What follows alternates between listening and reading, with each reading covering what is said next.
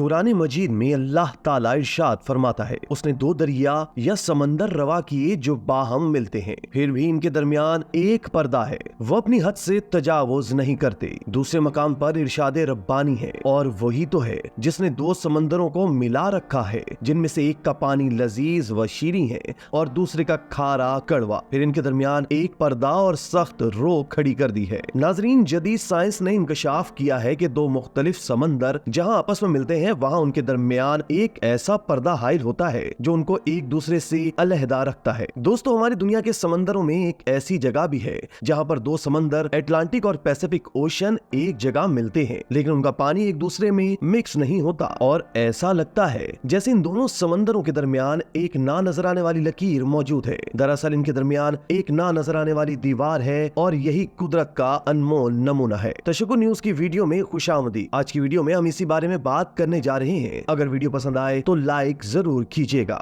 नाजरीन, दुनिया के नक्शे पर देखने से ये पता चलता है कि सारा समंदर एक ही है और हम इंसानों ने इसे अलहदा अलहदा नाम दे दिए हैं, जैसे कि अटलांटिक और इंडियन ओशन वगैरह। लेकिन समंदर में बाज जगहों पर हकीकत में भी बॉर्डर्स मौजूद हैं जो मुख्तलिफ समंदरों को अलहदा करते हैं, और इसकी सबसे बड़ी मिसाल अटलांटिक और पैसिफिक समंदरों के दरमियान मौजूद दीवार है। ये दोनों समंदर साउथ अमेरिका में मौजूद एक जगह पर आपस में मिलते हैं और देखने से बिल्कुल ऐसा लगता है जैसे इन दोनों के दरमियान एक ना नजर आने वाली दीवार मौजूद हो। इन दोनों समंदरों का रंग भी मुख्तलिफ है और उनका पानी भी एक दूसरे में मिक्स नहीं होता। इसकी क्या वजूहात है, आइए जानते हैं। नाजरीन, इन दोनों समंदरों में पानी ही है, लेकिन ये पानी अपनी खसूसियात की वजह से मुख्तलिफ है। इन दोनों समंदरों के पानी की डेंसिटी मुख्तलिफ है और इनमें नमक की मिकदार भी मुख्तलिफ है, यहाँ तक कि इनमें पोलैरिटी भी मुख्तलिफ है, और यही है इनके दरमियान नजर आने वाली दीवार। यही वजह है कि ये दोनों एक दूसरे से मिल नहीं पाते। इन दोनों के दरमियान मौजूद नमक के डिफरेंस को हेलोक्लाइंस कहा जाता है। अगर एक पानी में नमक की मिकदार कम और दूसरे में इससे 5 गुना नमक ज्यादा हो तो हेलोक्लाइंस बनती है, लिहाजा ये दोनों पानी आपस में मिक्स नहीं हो पाते। आप अपने घर में भी ऐसा कर सकते हैं। एक गिलास में तेज नमक वाला या समंदरी पानी और दूसरे गिलास में कम नमक वाला पानी लेकर आप भी पानी के दरमियान दीवार खड़ी कर सकते हैं, लेकिन फर्क ये है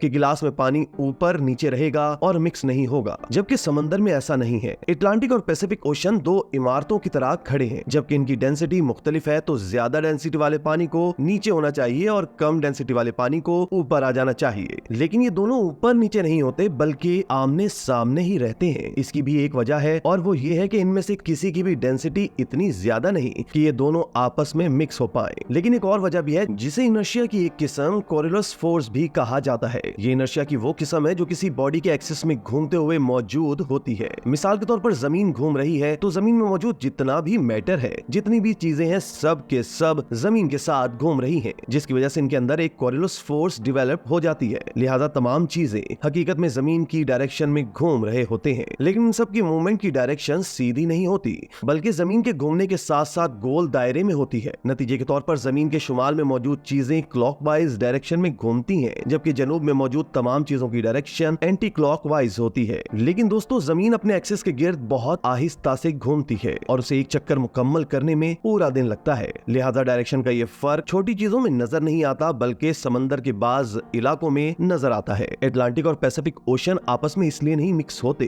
क्योंकि एक साउथ में है और दूसरा नॉर्थ में, लिहाजा इनकी डायरेक्शन भी मुख्तलिफ होती है और यही वजह है कि एक दूसरे के ऊपर नीचे नहीं आते बल्कि साथ साथ रहते हैं और मिक्स भी नहीं होते। इसकी एक और वजह भी है जिसे सरफेस टेंशन स्ट्रेंथ भी कहा जाता है, क्योंकि दोनों समंदरों की ये फोर्स मुख्तलिफ है, लिहाजा इनके मॉलिक्यूल्स एक दूसरे से टकराकर दूर हो जाते हैं और शायद ये दोनों समंदर एक दूसरे में कुछ वक्त बाद मिक्स हो जाते, लेकिन इनके इनर्शिया की वजह से इनके मॉलिक्यूल आगे पीछे होते रहते हैं। हमें बज़ाहिर देखने में एक ही पानी नजर आता है, लेकिन इसके अंदर मौजूद मुख्तलिफ मॉलिक्यूल्स मुख्तलिफ वक्तों में आकर टकराते हैं और अलहदा होकर दूर हो जाते हैं। लिहाजा इस वजह से भी ये दोनों समंदर एक दूसरे से नहीं मिल पाते। लेकिन दोस्तों, अगर आप ये सोच रहे हैं कि सिर्फ अटलांटिक और पैसिफिक ओशन एक दूसरे में मिक्स नहीं होते तो आप गलत हैं, क्योंकि दुनिया में और भी ऐसी जगह हैं जहां पर पानी मिक्स नहीं होता। नाजरीन, समंदरों में थर्मोक्लाइंस भी मौजूद होते हैं जो टेम्परेचर के फर्क की वजह से बनते हैं, जैसे कि गल्फ स्ट्रीम और नॉर्थ अटलांटिक ओशन का पानी है। ये पानी भी अलग अलग टेम्परेचर की वजह से एक दूसरे में मिक्स नहीं हो पाता। इससे भी ज्यादा दिलचस्प होते हैं केमोलाइंस। केमोलाइंस के अंदर बहुत से माइक्रो केमोलाइंस मौजूद होते हैं।